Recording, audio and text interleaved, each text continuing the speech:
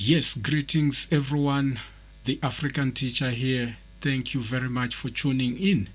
So, it's time that those in school should go back to school because we live in an environment that mandates us to go to school.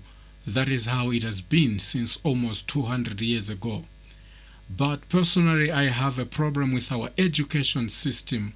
Before we continue, I want to warn everyone listening to us that please be advised to fasten your seatbelt, because if you don't know the African teacher, you might end up developing hate on us, because sometimes our words coming from our mouth can make one very uncomfortable to listen to us. And to those who does not love the truth, it makes this environment to be a very, very difficult environment for them to breathe, because of the different things that we all believe in. Yes, so we are talking about the back to school this and the back to school that. We see a lot of people soon after being busy spending during Christmas and New Year. People are still busy spending right now in preparation for a school calendar. So education has become also like one way of enslaving people with debts, because most people, really to be honest, when they are graduating, they find themselves in debts. That's why we quickly want to get a job soon after graduation or even before that, so that we should start repaying what we are owing. The bank offers education loans to the students who wants to further their education, but they don't have the means to fund their education. So this makes some to start questioning the education system, that why are our graduates, as educated as they are, still asking for a job, and if they don't get it, they will pick up picket signs and start marching.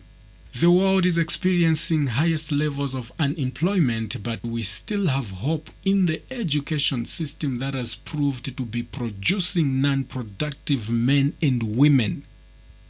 Yes, so just to share with you my personal story, my personal experience, I went to as far as the diploma level with my education. And after graduating, I destroyed all my qualifications. I really don't know why or what happened, but I just thought that I don't need them. Yes, so growing up, I came to realize that education does not prepare people for the future, but train them into robots. Yes, prepare them to work in the factories. That is why when they are in class, students, they have to sit straight and neat in a row. That's a kind of a factory setup. When they want to say something, they have to raise their hand. They give them a short break for tea. 8 hours, let them think the same and make them compete for an A grade, making A the first grade for quality. Trust me, no coincidence there. So I learned that life is a progressive thing. That's why we don't remain the same. So those who are the architect of this education system never designed the education to prepare us for the future, but to let us fit into a socio-economic paradigm to make us better slaves. If you can take a look at the first phone that was designed many, many years ago and compare it to the phone that came out this year, you will notice a very, very big difference and very, very big change. So if things like phones, cars, clothes are changing, what happened that the classroom of today still looks the same like the classroom of 200 years ago? What is happening to the education system that it's not able to bring out the greatness that is inside of us?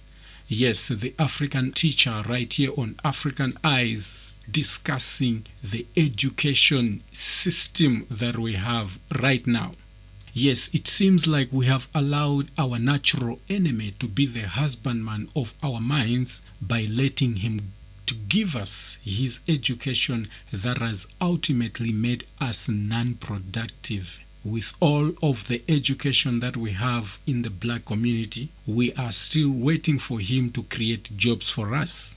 The black community, with all the education that claims to have, why can't it feed itself?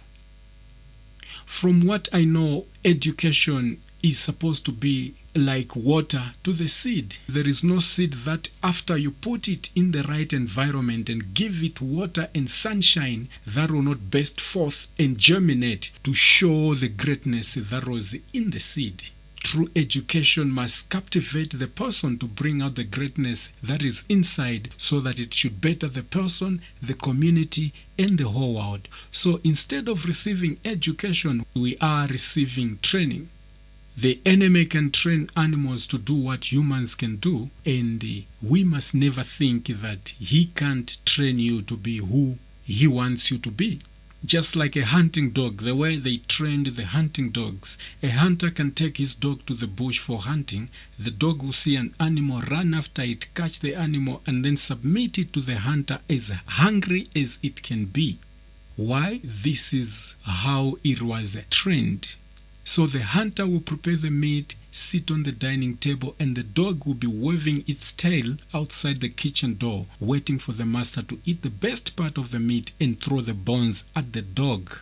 This education does the same to us by training us to be the builders and maintainers of the white economy, while we receive crumbs from his economic table as our monthly wage. He who prescribes the diameter of your learning prescribes the circumference of your activities. And powerful people will never educate you to take the powers away from them, because the aim of these powerful people is to remain powerful.